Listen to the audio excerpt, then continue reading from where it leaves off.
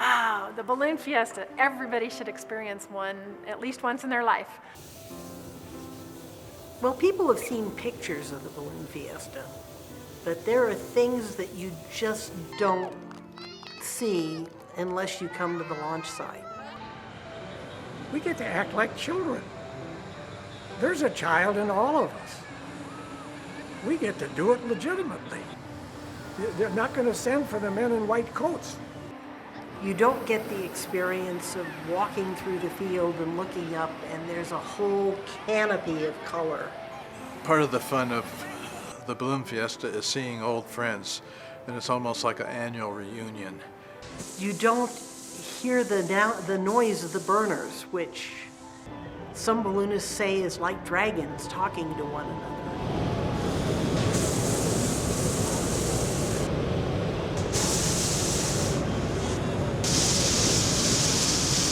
2, 1, all burn! The rush of the first all burn at a balloon globe. The flag going off with the national anthem. I'm getting choked up just thinking about it right now.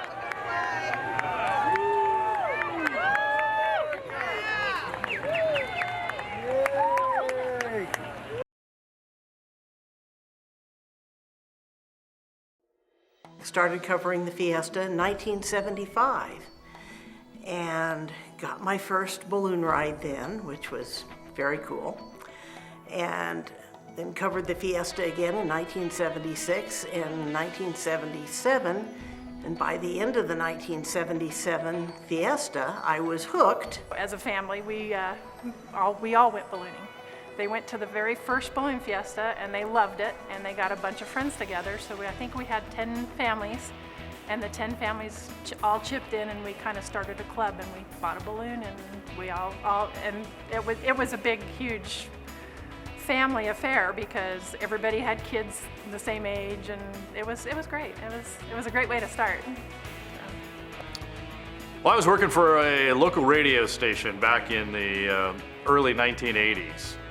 And recorded one of those public service shows for the radio station, and had as my guests the president of Balloon Fiesta, John Davis, and the balloon meister in that year, Charlotte Kinney.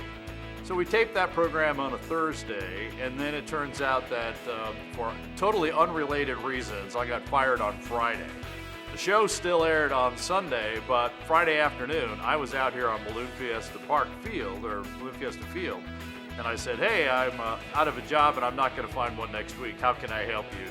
They hooked me up with the media committee, working with the media, and I've been out here ever since. I was out of town, but my wife and kids were in town. They were actually hiking the La Luz Trail on that Saturday morning. Looked back in Albuquerque, and here were these strange, colorful things flying in the air. So the next day, they went out to the Coronado Center, which is where it was held, to see what was going on. So my wife and kids and a couple of friends of my kids, they actually were at the very first one. When I got home on Sunday evening, I found out what I had missed. I used to live down near the airport, and I saw Sid flying a balloon down there a few times. And I got interested in watching that and seeing what it's all about. And when that 1972 event came along, I made sure I was out there. So that was April 8th, 1972. First Fiestas at Albuquerque, it was just, it was like walking into a magic, a wonderland almost. You just stood there just going, wow, this is absolutely amazing. After you fly at Balloon Fiesta every day, it again turns into a party.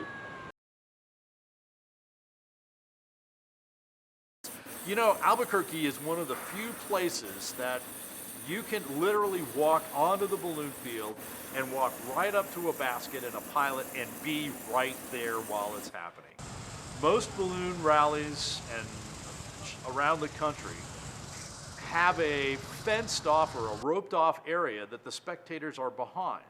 So being able to walk up and touch and talk to the pilots and talk to crews It's something you can't experience anywhere else. And then, of course, once they start taking off, it's magic. Everybody goes up and flies, and it's just such a beautiful thing.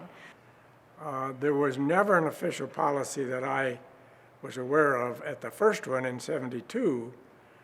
In the second one, Sid had made kind of an unofficial rule and had made available the fairground stands for people to sit in.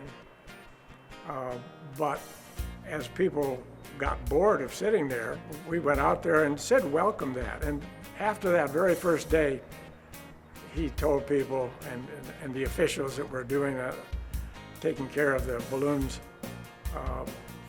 come on down and talk to people. Just beware of the balloons and do what the pilot tells you to do. Totally surrounded by balloons and the different shapes and the people and the pushing and the noise and the burners. And I mean, it just is something that all the TV cameras in the world cannot really give you the same feeling. And you're part of it. And everywhere you look, there's something going on. You see children they have a grin so wide you think their face is going to split open. They're clapping their hands, they're dancing. We can shoot the ground as we take off. We can shoot from the ground going up. We can put a camera right up next to a burner going on. And you'll get the sound and you'll get the visual, but you don't get the rest of that ambience. The pressure from that burner, the heat that comes off that burner, the amount of light that automatically spreads there, just the ambiance of being in and among balloons. Well, people have seen pictures of the Balloon Fiesta, but there are things that you just don't see unless you come to the launch site. You don't get the experience of walking through the field and looking up, and there's a whole canopy of color hanging over you. And it's like walking through a cathedral almost. And you don't hear the noise of the burners, which some balloonists say is like dragons talking to one another.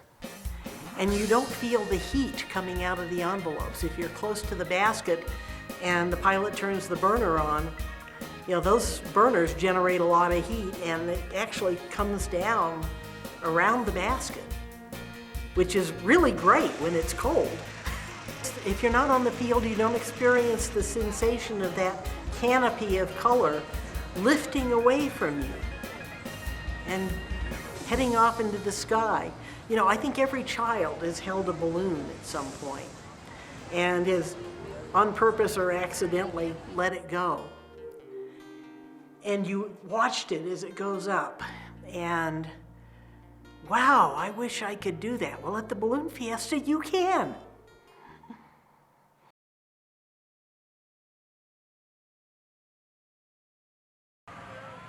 The idea of a balloon flight is you just float. You're floating in the air. The balloon, and therefore you in the gondola or the basket, become a particle in the air. There is no wind while you're in the air because you're part of it. You're floating in it. In a balloon, the basket is open air. You truly are a piece of the wind, and it is one of the most peaceful things to do. You hear the dogs bark, you wave at people where you're flying over. Other than the burner noise, which you fire off every 8 to 10 seconds, whatever you need, it's just as peaceful as can be. And that, to me, is the draw of being in a balloon in flight. Taking people up for their first balloon ride is one of the really satisfying things about being a balloonist, because they are so excited. And they all have different experiences with it. And in general, they come up and, they land, they're so excited about what they've seen and what they've experienced, and so often it is nothing like what they anticipated it was going to be. One of the best things during Fiesta for me is working with Rainbow Riders. We're the official ride concession for the Fiesta. And we're introducing 400 people a day to a first balloon flight, which is, to do it in that setting is pretty remarkable. And yeah, people come from, not only the balloonists come all from all over the world, but spectators and people that want to do a ride during the fiesta. It's a real bucket list item. Having a first timer along on a balloon flight it's pretty incredible. They've never experienced this before. So that, oh, we're just floating. It's quiet. I don't feel any wind. And look at that, look at that, look at that, look at this. Oh, look at here. Oh, wow. Yeah, that kind of reaction from a first timer, I think we relive our first time. While it's great for us every time, reliving it through the eyes and the experience of a first timer is just incredible. It's like being a first timer again.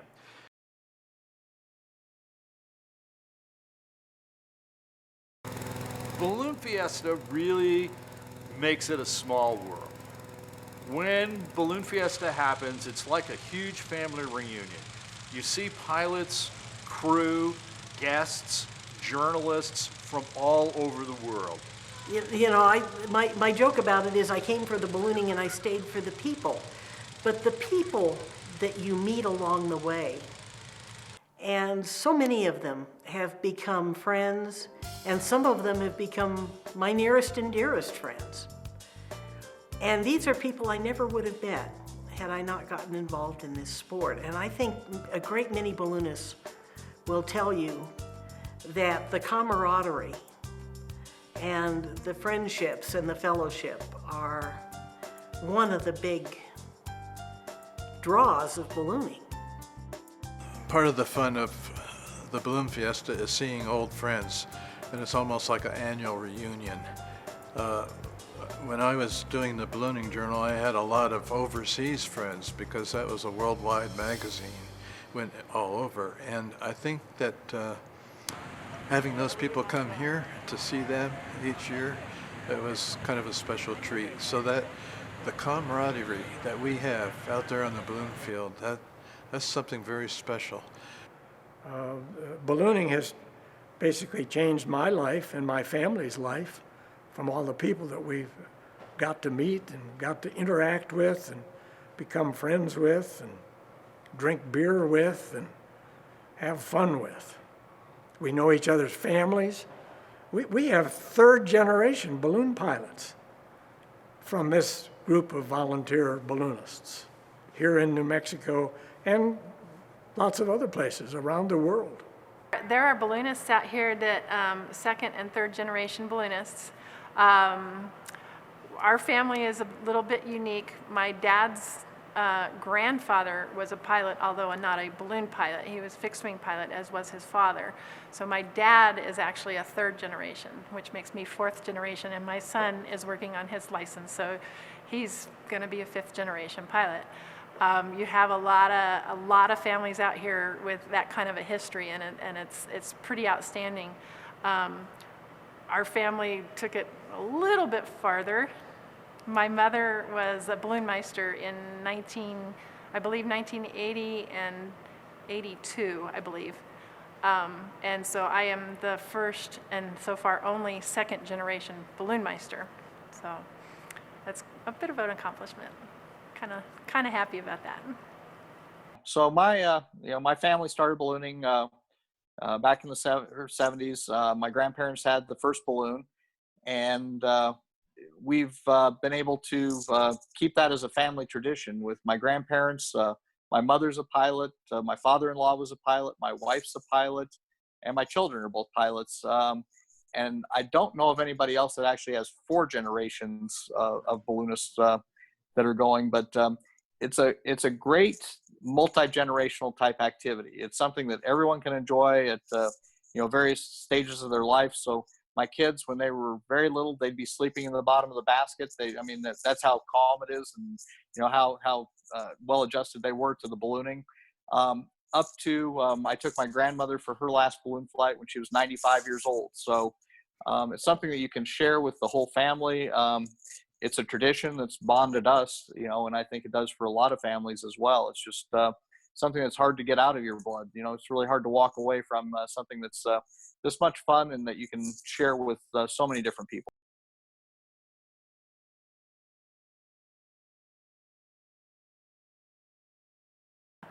Everybody should experience a glow also, because you'll be sitting there in the dark and they will do an all burn, and literally it's daylight out and the air vibrates with the burners. It gives you goosebumps. It still gives me goosebumps every time. 3, 2, 1, all burn! The first, what is now known as a balloon glow, as far as we know in the world, was held in Albuquerque in 1979. It was a whole group of balloonists that got together as part of the Luminaria tour, kind of as a thank you to the city of Albuquerque. And there's a whole story behind that. But suffice it to say, people were wowed and loved it. In 1987, Scotty Appleman decided that we should have a balloon glow at Balloon Fiesta. And of course, it being Balloon Fiesta, it was going to be the biggest and loudest balloon glow ever. I think there were about 300 balloons that participated in that. And we got out there, didn't know quite what to expect. I'm out there, we've got all these people around us, and it's just getting started. I'm talking to some spectators, talking about balloons, which is what I seem to do when I'm out there around those types of things. And I didn't realize that it had gotten dark around us because everybody's burners had quit. And they had coordinated with KOB to have all of the pilots listen to KOB on their little transistor or portable radios, showing my age there, and so that they could cue them all to burn at the same time, what's now called an all burn. And when that happened, I was standing over at the KOB trailer with Larry Aarons, who was kind of hosting the whole thing, and they went into this countdown, 10, 9, 8, and they hit 0. And we had 250, 300 balloonists all hit their burners at the exact same time. And there was this huge noise. I mean, you know what one burner sounds like, it's pretty loud. Well, 300 of them. And you could feel the heat coming off of the field, even across Main Street, which is where I was.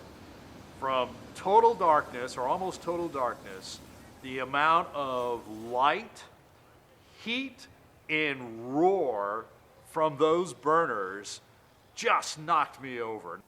This went on for several seconds, and then, of course, as the pilots stopped burning, because you have to, because you don't want to take off. You don't want to launch. And it was like, wow, it was so incredible to have that feeling. And all of a sudden, everybody on the field started screaming, just cheering. I still feel that power every time we have that first all burn at a balloon glow, and I still remember that. And it was the biggest, people still think that was the biggest rush they've ever had at Balloon Fiesta. It was pretty incredible. That goes back to that ambiance I was talking about of you gotta be here. I can get close to that with video, but I can't duplicate it on video. You have to be in the middle of that.